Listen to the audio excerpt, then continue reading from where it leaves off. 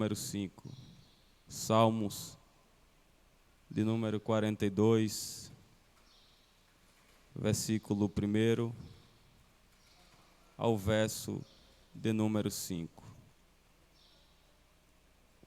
Quero falar nessa manhã sobre sedentos pela presença. Louvar a Deus também pela vida do nosso dirigente, presbítero Marcos Paulo. Deus seja louvado pela vida dele, em nome de Jesus. Meus irmãos, o Salmo de número 42, versículo de número 1 ao verso de número 5, está escrito: assim como a corça brama pelas correntes das águas, assim brama minha alma por ti, ó Deus. A minha alma tem sede de Deus, do Deus vivo. Quando a minha alma tem sede de Deus, do Deus vivo, quando virei, me apresentarei diante a face de Deus. As minhas lágrimas têm sido meu alimento de dia e de noite, enquanto me dizem constantemente: onde está o teu Deus? Quando eu me lembro destas coisas, dentro de mim derramo a minha alma. Pois eu havia ido com a multidão, fui com eles à casa de Deus, com voz de alegria e louvor, com a multidão que festejava. Porque estás abatida, ó minha alma, e porque te perturbas dentro de mim? Espere em Deus, pois ainda louvarei pela salvação da sua face. O tema proposto para essa manhã é justamente sedentos pela presença. O Salmo é o inário de Israel. É canto, poema, adoração. O livro de Salmos está centralizado no meio da Bíblia Sagrada. A saber, de um lado, temos o livro de Provérbios. Do outro lado, temos o livro do patriarca Jó. E o livro de Salmos está centralizado no meio da Bíblia Sagrada. Salmos é a expressão de um sentimento que flui de dentro da alma para fora. O livro de Salmos, ele é composto por 150 salmos, cânticos. Este livro está centralizado no meio da Bíblia Sagrada, pois a maior autoria do livro de Salmos é justamente atribuída para um moço chamado Davi, um homem que é conhecido como um homem segundo o coração de Deus. Davi, ele é o autor de 73 salmos da Bíblia Sagrada. A saber, que 12 salmos foi escrito pelos filhos de Corá, 12 salmos escrito, salvo engano, por Asaf, 2 salmos escrito pelo sábio Salomão. Um salmo, ele foi escrito pelo legislador e libertador do povo do cativeiro do Egito, que foi Moisés. Um salmo é escrito por Emã e um salmo é escrito por Etã. 49 salmos aproximadamente são de autores desconhecidos e foram justamente em momentos de lutas, em momentos de conflitos, em momentos de crise, em momentos de adversidade na vida terrena, pessoal, diária, que Deus inspirou estes homens para compor o livro dos Salmos. Pois é justamente em momentos de lutas, de conflitos, que o próprio Espírito de Deus vai inspirar a estes homens a compor os salmos. E constantemente nós enfrentamos lutas, nós enfrentamos perigo, nós enfrentamos e passamos por dias que podemos gritar, mas nem todos podem ouvir. É em dias de luta que nós precisamos de ajuda e não tem uma mão para nos levantar, mas é nestes momentos de angústia que predomina dentro do coração de nós, em que todos nós paramos alguma vez, seja ele num culto, em uma consagração, em um ciclo de oração principalmente, aonde é lido, aonde é pregado, aonde é exposto os livros de Salmo. Quem nunca passou por dias de luta, dias de crise, dias de adversidade na vida, e nunca foi ler um salmo na Bíblia Sagrada? Quem não lembra do Salmo de número 46, e o verso 1 que diz que Deus é o nosso refúgio e a nossa fortaleza? Quem, em momentos de lutas, de crise e de adversidade, nunca foi abrir a Bíblia e nunca leu o Salmo de número 121, que o próprio Davi escreveu diante da adversidade, erguendo os seus olhos para o céu. E ele vai expressar no verso 1 ao 2, dizendo: elevo os meus olhos para os montes, de onde me virá o meu socorro? O meu socorro vem do Senhor, que fez os céus e a terra. Quem nunca passou por dias de luta? Quem nunca passou por dias de adversidade e nunca foi ler um salmo? E este salmo é um salmo tão pregado, que é o Salmo 125 e o verso 1. Os que confiam no Senhor são como os montes de Sião, que não se abala, mas permanece para sempre. Quem nunca leu o Salmo de número 24, que Davi teve a revelação do próprio Cristo, depois de ter sido assunto aos céus, em uma visão que Lucas não teve, mas Davi teve e escreveu dizendo: levantai, ó porta, as vossas cabeças, levantai, ó entradas eternas, porque entrará o Rei da Glória. Quem nunca leu o verso 6 e o 7, que está escrito: esta é a geração daquele que buscam a face do Senhor, daqueles que buscam a tua face, ó Deus. Quem nunca leu um dos salmos onde o próprio Davi foi repreendido pelo profeta Natan, salvo engano, e quando ele olha e começa a contar uma parábola, uma história para ele, a sentença que Davi vai decretar é: este homem que pecou, que adulterou, e em todas as batalhas, o que me chama a atenção é que todas as batalhas que Davi foi, venceu, mas a única batalha que Davi perde é quando ele vai parar na janela, é quando Davi peca com Betseba. Mas o Salmo de número 151, Davi cai em terra, rasga as suas vestes e com a cara no chão, Davi expressa no verso 10 dizendo: não retire de mim, ó Deus, o teu espírito, mas torna a dar-me alegria da tua salvação. Cria em mim, ó Deus, um coração puro e renova dentro de mim um espírito reto. Não me lances para fora da tua presença e nem retires de mim o teu espírito. Quem em dias de luta, quem em dias de tristeza, quem nunca passou por momentos de adversidade na vida e nunca foi em um culto simples, em um culto de ciclo de oração, em que uma irmã simples, em que uma irmã que não tinha tanto entendimento, com o intelecto apurado, mas leu o Salmo 70 e o verso 1 que dizia: apressa-te, ó Deus, a me livrar, apressa-te, Senhor, a me ajudar. Quem nunca passou por momentos de crise, em momentos de adversidade, e nunca leu um dos salmos mais lindos da Bíblia Sagrada, que é o salmo mais pregado por todos nós pregadores, que é o Salmo 91, que diz: aquele que habita no esconderijo do Altíssimo, a sombra do Onipotente descansará. Quem nunca passou por dias de crise aqui e não foi ler o salmo mais lindo de toda a Bíblia, que é o Salmo de número 23, que diz: o Senhor é o meu pastor e nada me faltará, deitar-me faz em verdes pastos e guia-me mansamente às águas tranquilas e refrigera a minha alma. Quem nunca passou por momentos de crise e em dias de luta e nunca foi ler o Salmo de número 42? E este salmo é o salmo que revela a inspiração,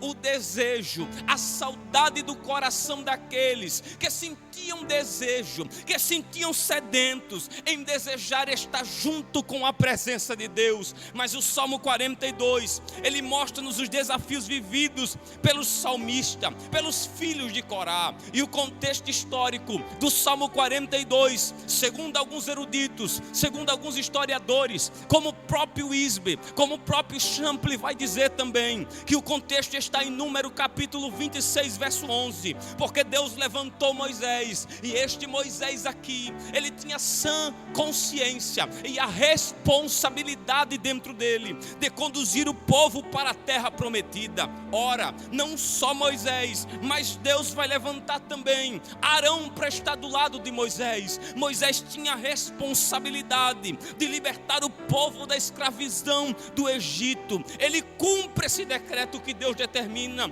E agora ele tem um dever e a obrigatoriedade em seus ombros que pesava, de levar o povo para a terra que emanava leite e mel. Um povo escolhido, um povo separado, um povo santificado, um povo diferenciado. E eu amo dizer que Deus, Ele não escolheu o povo de baixo para cima, Ele escolheu este povo de cima para baixo, porque este povo não é escolha do rei Saul, não é escolha de Davi, não é escolha de Salomão, não é escolha de Nadab, Bazã, Acabe, tantos reis que passaram, tantos reis que estavam. Este povo é selecionado pelo próprio Criador. Foi Deus quem olhou para Israel, foi Deus quem observou aquele povo e disse que o povo viveria o melhor desta terra. Ora, o que me chama a atenção é que este povo, por mais que tivesse o privilégio, que João no capítulo 1 do seu evangelho, ele disse,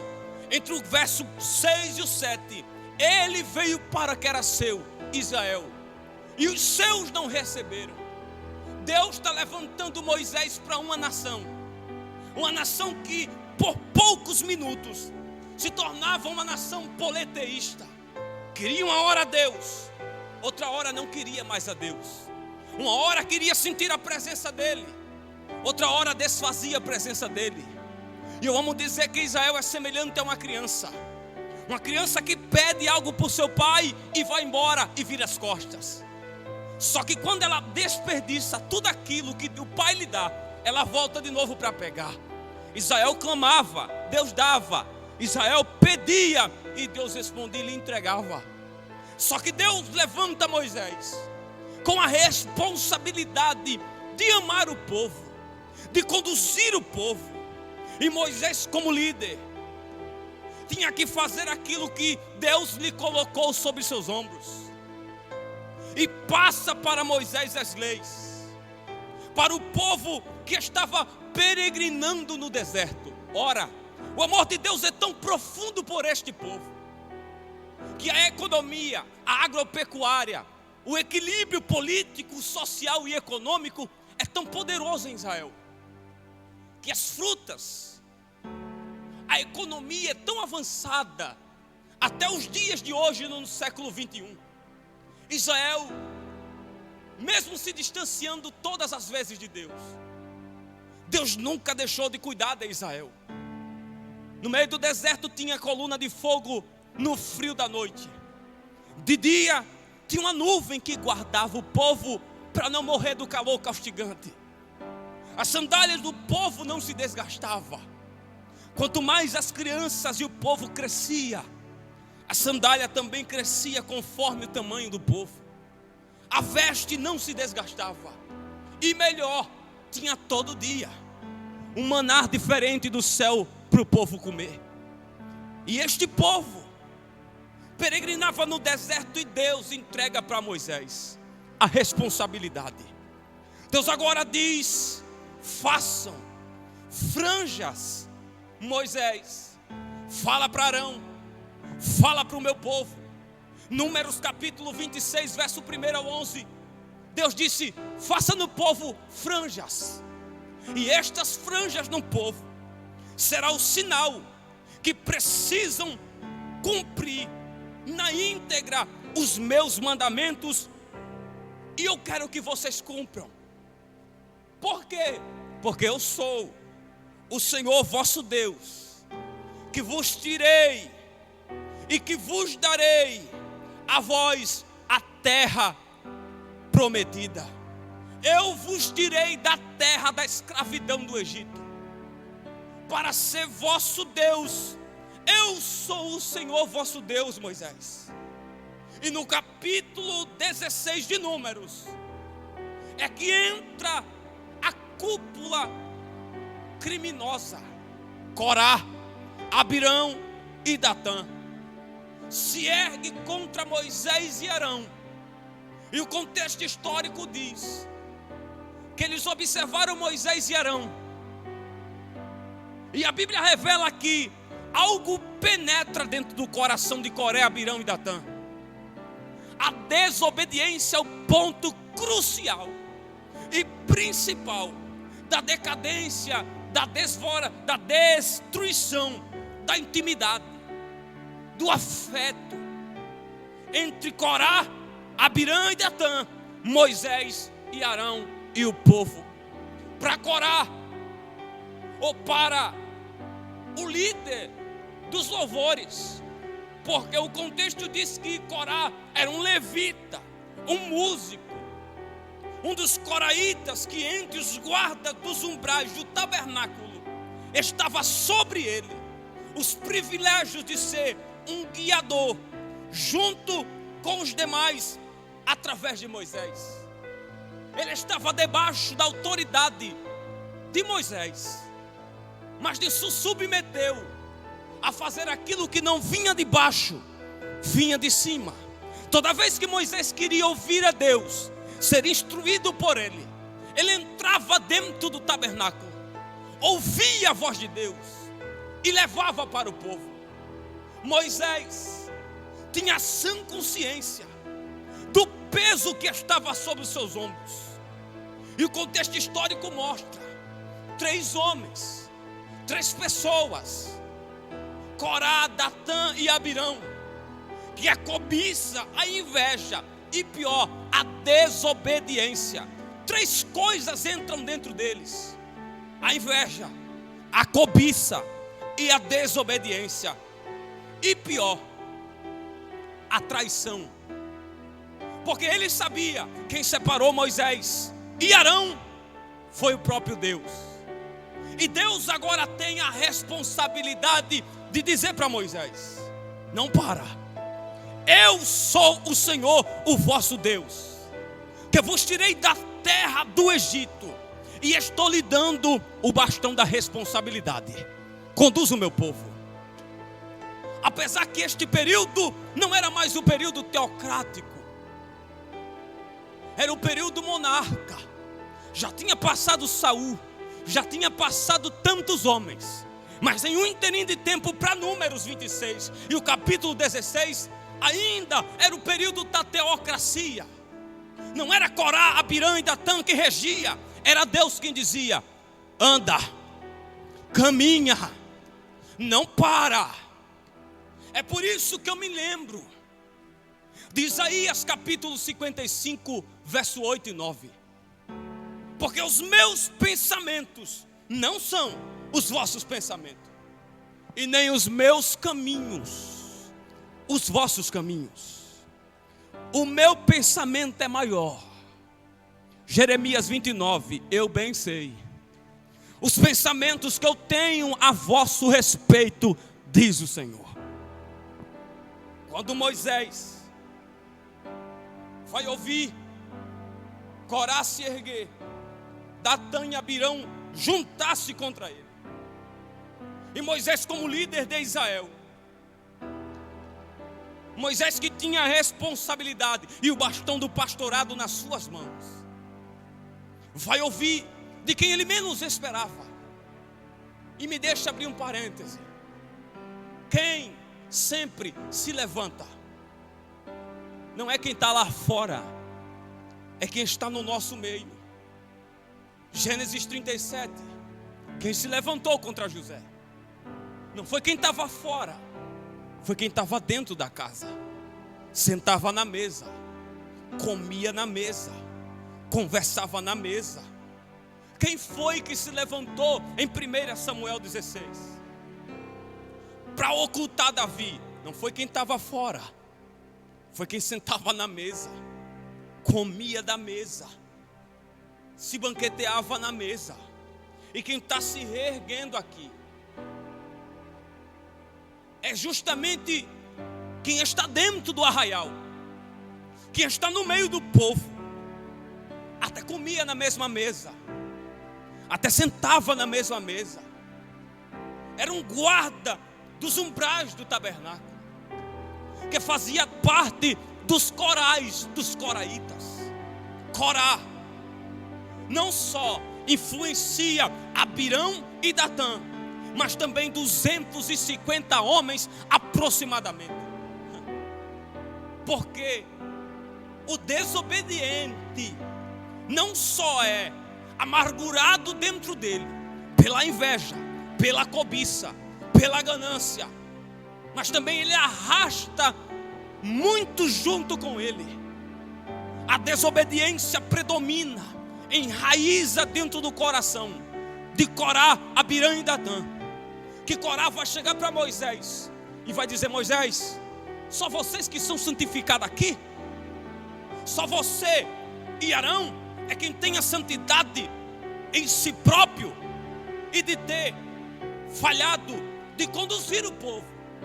Porque para Corá, Abirã e Datã, Moisés e Arão erraram na levada do povo para a terra prometida. Para Corá, Abirã e Datã, Moisés falhou, pecou. E Moisés, acusado por eles. E os levitas tentam chegar de qualquer forma. Alguns eruditos vão dizer que o desejo de fato de Corá, Abirã e Datã não era desvalorizar o pastorado de Moisés, não era apenas trazer 250 homens junto com ele, mas era tomar o cargo de Moisés. Ora, o contexto histórico revela que quando Moisés e Arão ouviu aquelas palavras, porque o desejo deles era tomar a frente de Moisés e Arão. Haja vista que Moisés, como sacerdote, ele tinha sã consciência, e ele sabia que a escolha para Arão estar do seu lado não veio da multidão, foi Deus. E Moisés chama Corá, Abirã e Datã e diz: só tem um segredo de saber se Deus está conosco ou se está de fato com vocês. E qual é o segredo, Moisés?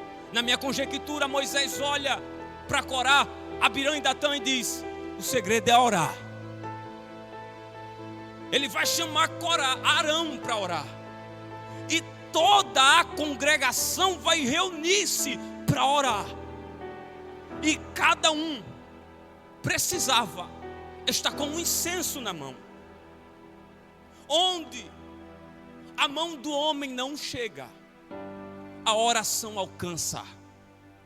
Me deixa abrir um parêntese. Foi pregado aqui nessa manhã, Atos.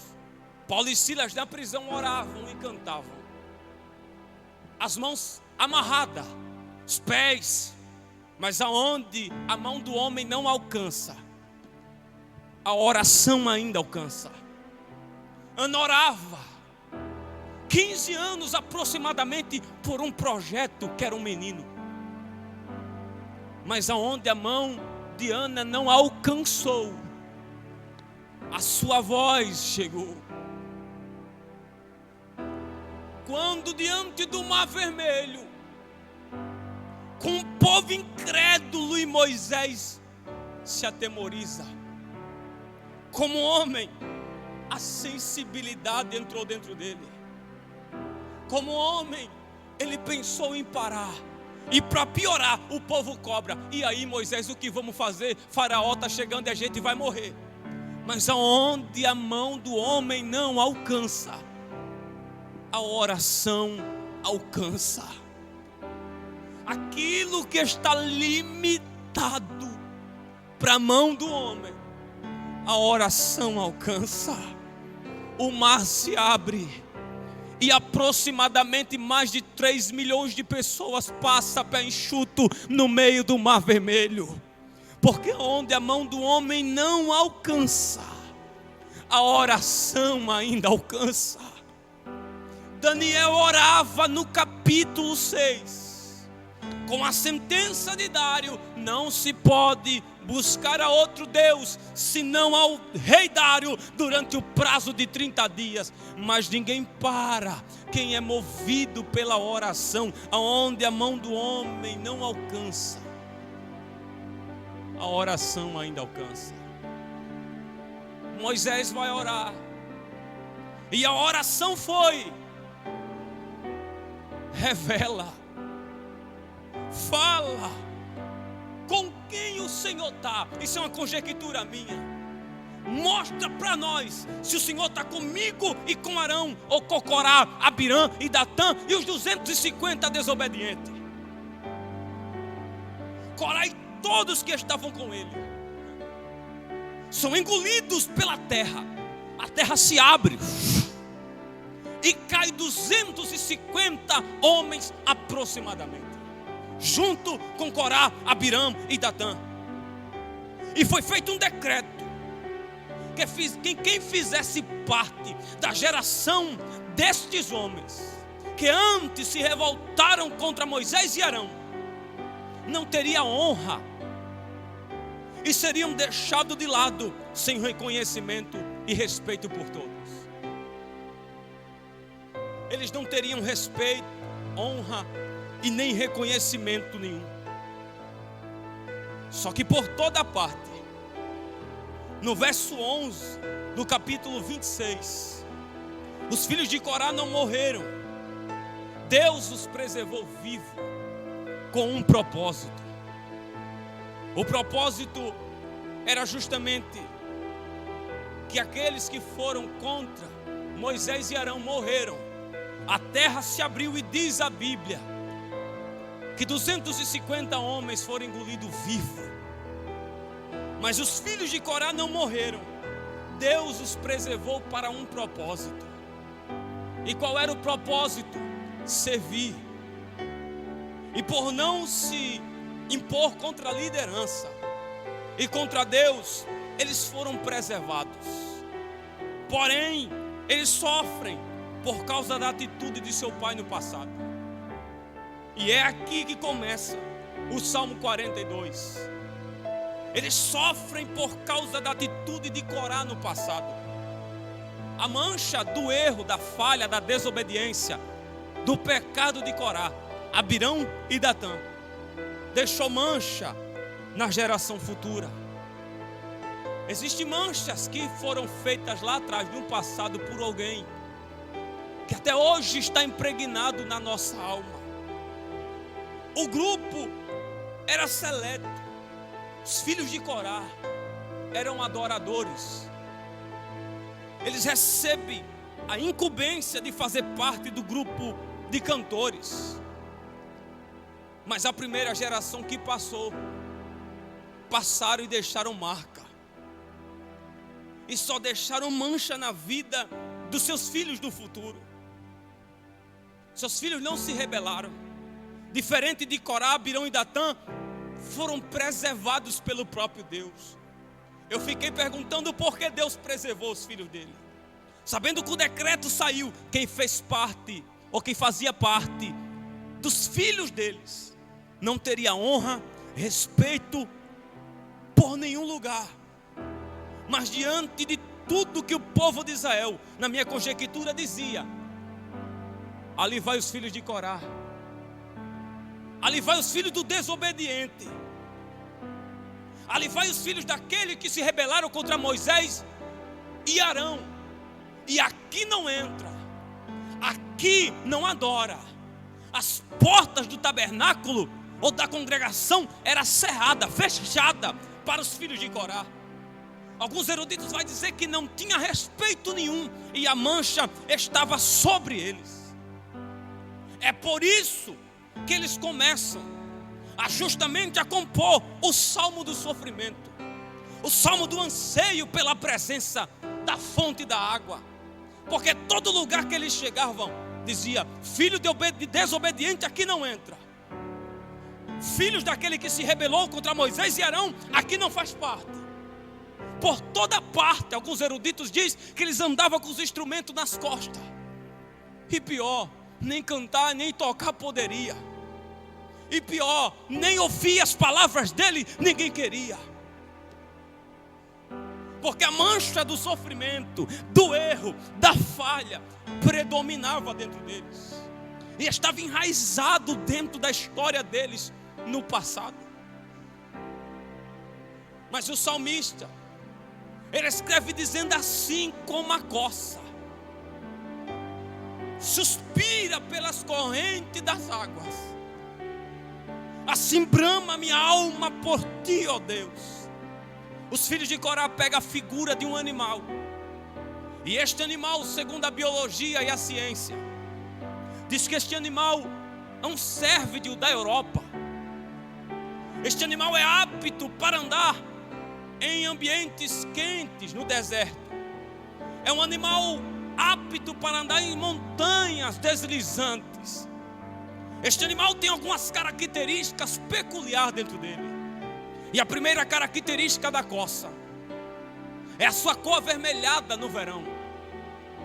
A coça, seu quilo é aproximadamente o seu peso de 35 quilogramas. A altura da coça é de 95 a 1,35 m de altura. A sua cor é avermelhada no verão. E no meio do deserto, a coça anseia a procura da fonte da água. Eles vão pegar a figura de um animal. E pior, que a coça é um animal que ela não consegue ficar longe da fonte da água. E detalhe, a coça não se alimenta de fonte rasa. A coça só se alimenta de fonte profunda. Eles pegam a figura de um animal que anseia por água. E a água para a coça, segundo a biologia, representa para ela vida e morte. Porque longe da fonte, ela fica desidratada e chega a morrer. Mas perto da fonte, que é o habitat natural da coça, ela sobrevive. A coça, ela caminha por dias no meio do deserto, no meio dos montes, no meio dos vales, à procura da fonte da água. Na minha conjectura, se durante o caminho do percurso do deserto da coça estivesse uma fonte na esquerda, outra fonte na direita, ela poderia matar sua sede, porque a fonte estava perto dela. Ela poderia escolher a da esquerda ou a da direita. Só que tem um detalhe: a beleza da fonte não está na parte exterior por fora. A beleza da fonte está na parte de dentro dela. Porque a essência da fonte não é a beleza por fora, é a essência por dentro dela. A fonte passageira, momentânea, na esquerda e na direita, ela poderia beber, mas ela só bebe, só se alimenta da fonte verdadeira. E a última característica da coça é o seu olfato. Ela tem um olfato tão apurado. E detalhe, eles pegam a figura da coça, que não consegue ficar longe da fonte da água por causa de uma coisa. Primeiro, porque a coça não consegue ficar longe da água. E nós, seres humanos, alguns historiadores dizem que nós conseguimos ficar 40 dias sem comer nada. E o próprio Jesus, depois que foi batizado nas águas do Jordão, que o céu abre, o Espírito desce, Deus fala, ele é conduzido pelo Espírito para o deserto. E lá no deserto, ele fica 40 dias jejuando e orando sem comer nada. Como homem, como ser humano, suportou 40 dias no deserto. E o nosso corpo, ele é composto entre 80% a 70% de água dentro do nosso corpo. Homem só consegue ficar 40 dias sem comer, mas ele não fica 3 dias sem beber água. Já começa a ressecar a pele, já começa a dar uma seca na boca. Os filhos de Corá estão dizendo, assim como ela não consegue ficar longe da fonte da água, para ela, imagina nós. E ela consegue sentir ela sai procurando no meio do deserto a verdadeira fonte da água. E me deixa abrir um parêntese. Tem muita coça se alimentando de fonte rasa, falha, momentânea. Certa vez Jesus chegou para a mulher samaritana, porque era necessário passar por Samaria. Entrou em Samaria, passou em um poço que foi deixado por Jacó. Ele se assenta, diz a Bíblia, e uma mulher vem ao meio-dia, horário de transição, horário que ninguém tirava água do poço, mas ela vem com um cântaro na cabeça, joga no poço de Jacó. Alguém se levanta. Jesus despede os seus discípulos, manda comprar pão, comprar alimento, porque é necessário primeiro ele tirar algumas pessoas da nossa vida para tratar na nossa intimidade. Ele despede os seus discípulos, diz: vão comprar pão. Ele começa a mandar todos eles comprar pão, porque ele sabia, se todos ficarem, julgaria a mulher. Se todos ficassem, apontaria ela, que já tinha tido 5 casamentos e agora ela estava com um que não é dela. Jesus se levanta e diz: dai-me de beber. E ela diz: Senhor, tu és judeu, eu sou samaritano, e nós não podemos se comunicar, se juntar. Jesus vai falar algo extraordinário que quebra aquela mulher. E diz: se tu soubesses quem fala contigo, eu te serviria água viva. E a água que eu te der, que eu te servir, ela jorrará para a vida eterna. A fonte verdadeira não está na parte exterior, não é a beleza, não é a postura, é a essência que está dentro. Ela sai por toda parte procurando a fonte verdadeira da água. E pior é que para ela não importa se está no vale ou no deserto, ela só anseia pela fonte da água. O próprio João escreveu no capítulo 7, versículo 37, e disse: no último e mais importante dia de festa, Jesus se levantou e disse em alta voz: se alguém tem sede, venha e beba da água da vida. Isaías 55, verso 1, parte A, ele disse: venham todos vocês que estão com sede e bebam das águas da vida. Quando a coça sai procurando, ela levanta sua cabeça, porque os canibais estão sentindo o seu cheiro, porque com o ressecamento da pele, a biologia e a ciência diz que ela começa a sair dela um mau odor que faz atrair os canibais, os inimigos, que começa a aparecer. E ela sente o cheiro da fonte da água a quilômetro de distância, porque o que atrai aqui a coça não é a coça que atrai a fonte, é a fonte que atrai a coça. Não é você que foi atraído, que conseguiu atrair essa live para sua casa nessa manhã. Foi a fonte que lhe atraiu a se conectar aqui e ser edificado nessa manhã.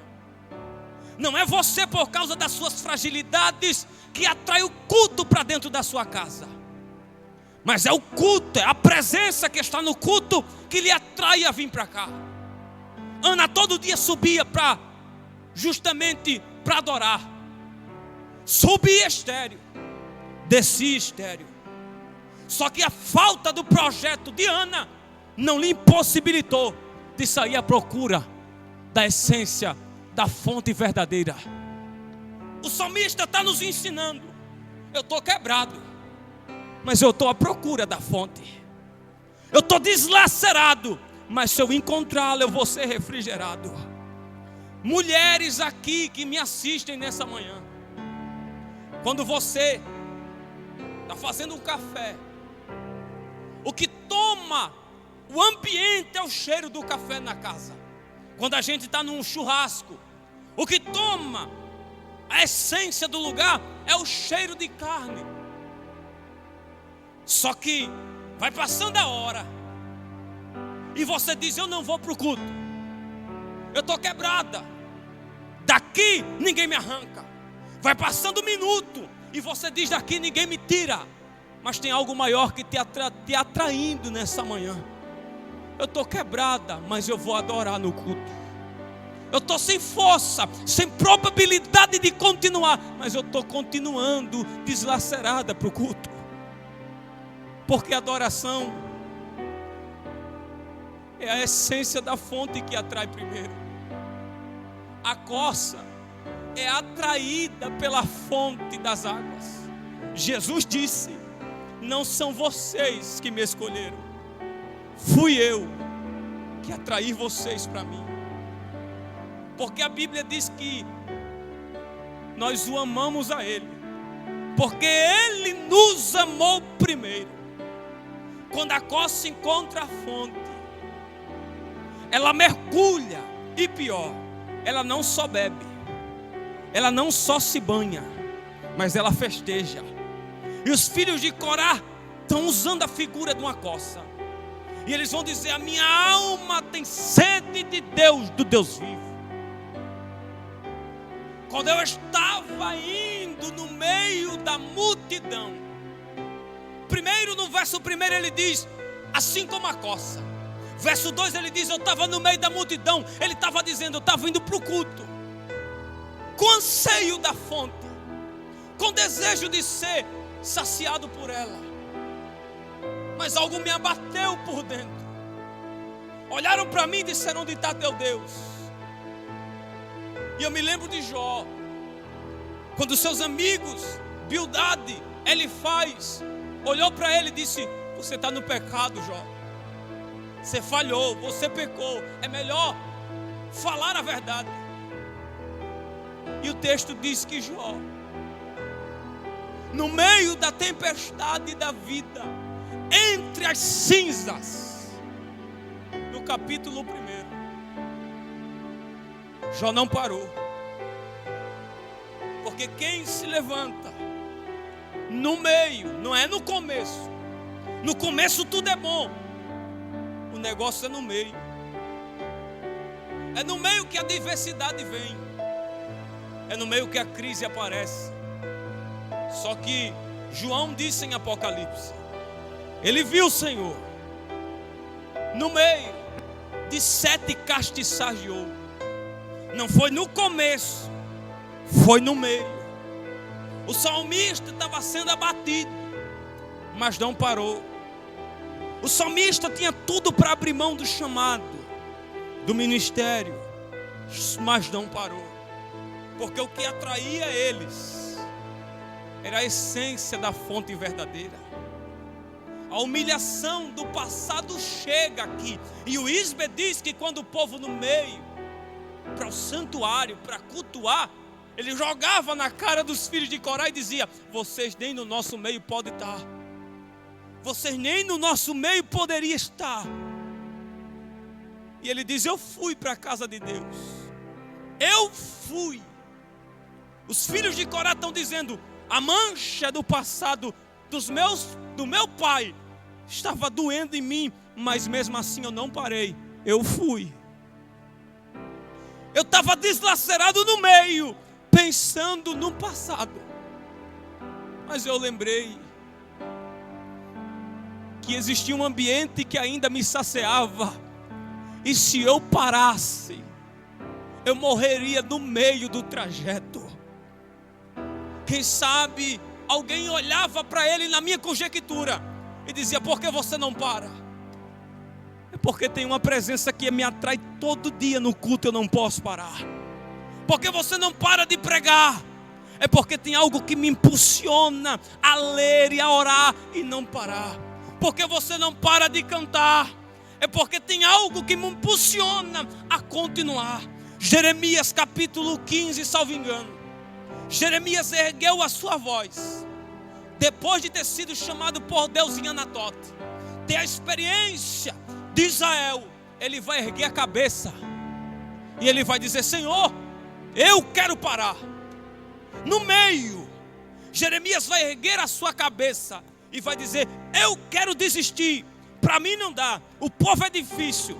E é aqui que eu entendo o que Isaías pregou, dizendo: quem dará crédito à nossa pregação?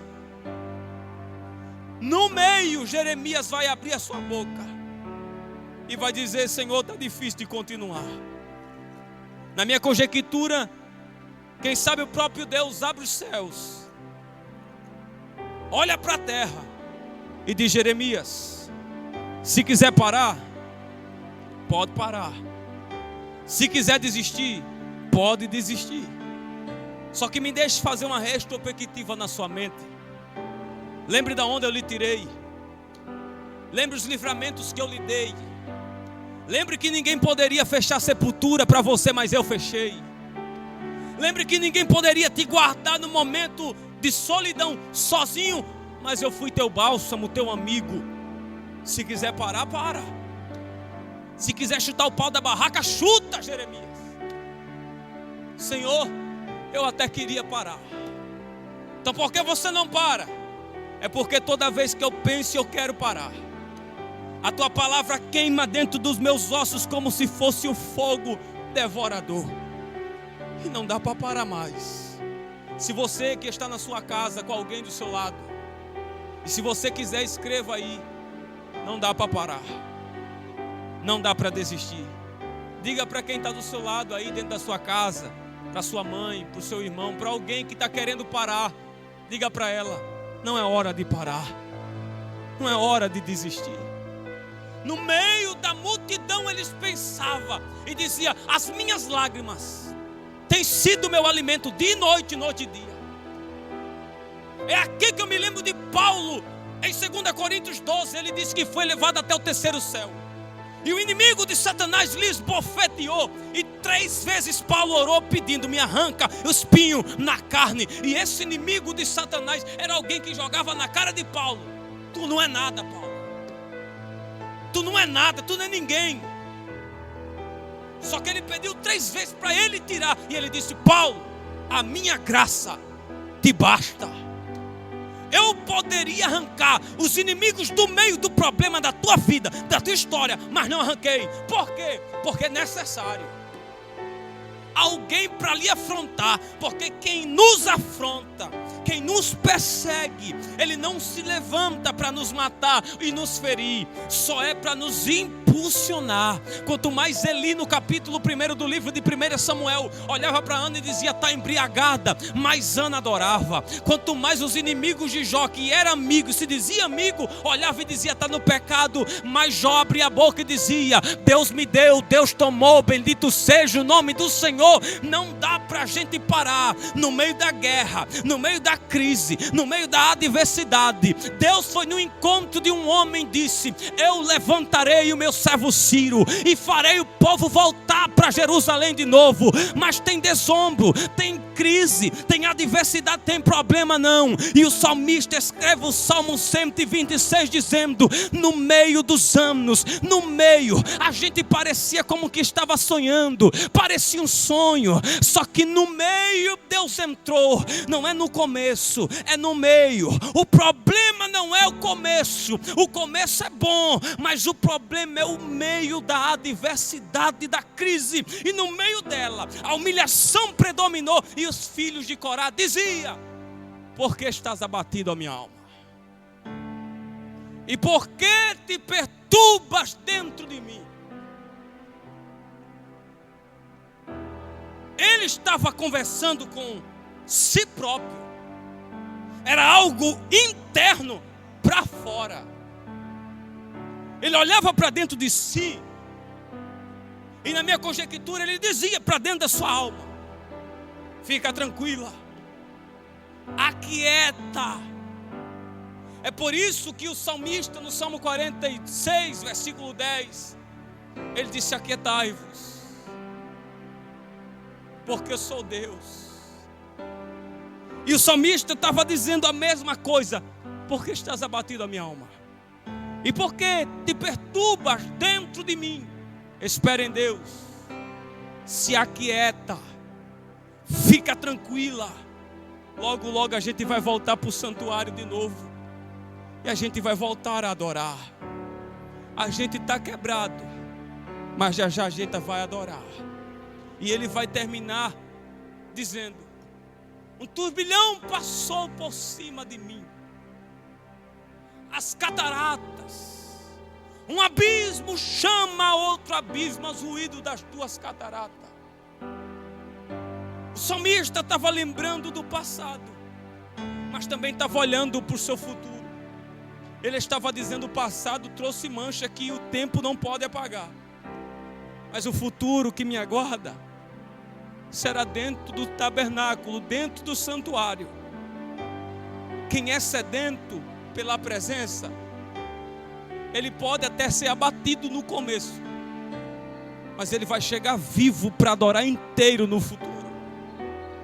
Quem está sendo criticado, julgado, aprisionado no começo, eu tenho uma palavra de Deus para liberar para o seu coração que me assiste nessa simples palavra.